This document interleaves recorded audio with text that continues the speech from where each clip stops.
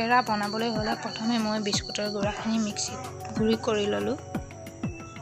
এনেদৰে এয়া চুগাৰ চেনিখিনিও মই গুড়ি কৰি ল'লোঁ, চুগাৰ পাউডাৰ বনাই ল'লোঁ।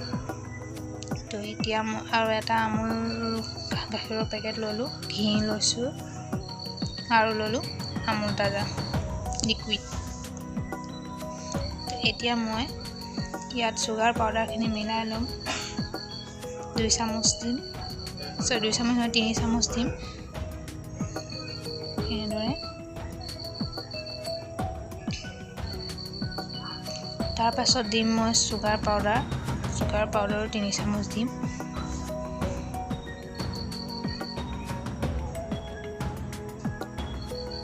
এনেদৰে মই মিলাই লওঁ। এইখিনি ধুনীয়াকৈ ইয়াত পানী দিব নালাগে, গাখীৰ দিয়ে এইখিনি সানিব লাগিব। এনেদৰে মই ইয়াত চুগাৰ পাউডাৰ আৰু গাখীৰৰ পেকেট মিলাই ল'লোঁ। গাখীৰ মই আৰু অকণ এতিয়া ইয়াত 1 চামুচমান ঘি মিলাই ল'ম। ঘি দিলে চেণ্টটো ধুনীয়া হয়। এনেদৰে মই 1 চামুচ চামুচেৰে ঘিখিনি দি লওঁ। ঘিটোৱে চেণ্টটো বহুত ধুনীয়া কৰে আৰু পেৰাটো বনাবলৈ বহুত সহজ হ'ব। এয়া চাওক, এনেদৰে মই 1 চামুচ হৈ যাব চাগে। এনেদৰে মই 1 চামুচৰ জোখাৰে ঘিখিনি লৈ ল'ম আৰু এইখিনি ভালদৰে মঠি ল'ম।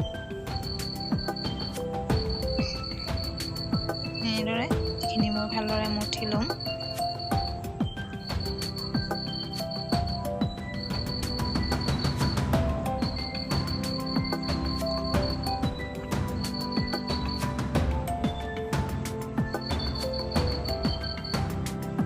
এনেদৰে মই এইখিনি মঠি লওঁ।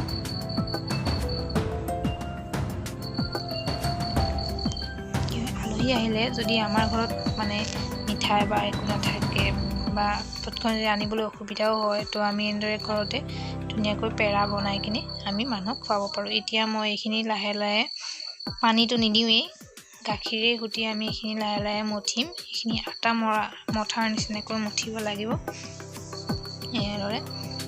তো এইখিনি মোৰ সানা হৈ গ'ল। এতিয়া মই ইয়াত অলপ অলপকৈ গাখীৰ মিলাম আৰু এইখিনি ধুনীয়াকৈ সানিম।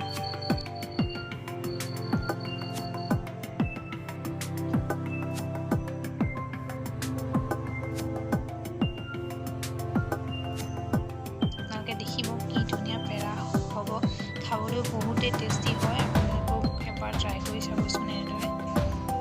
তো এয়া দেখিছেই, মই এনেদৰে অলপ অলপকৈ গাখীৰ দি এইখিনি সানিছোঁ, মঠি লৈছোঁ। এনেদৰে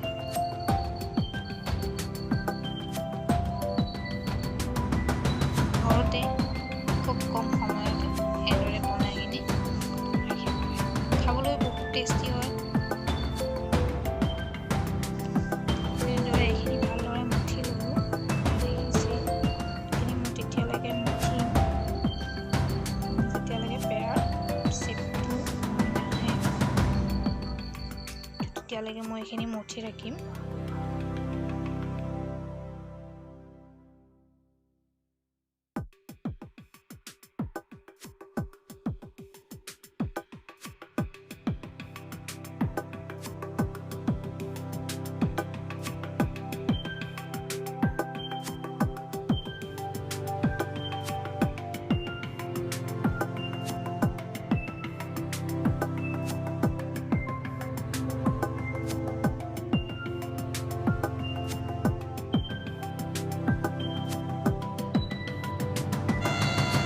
চাওক কি ধুনীয়াকৈ পেৰা চেপ হৈ গ'ল।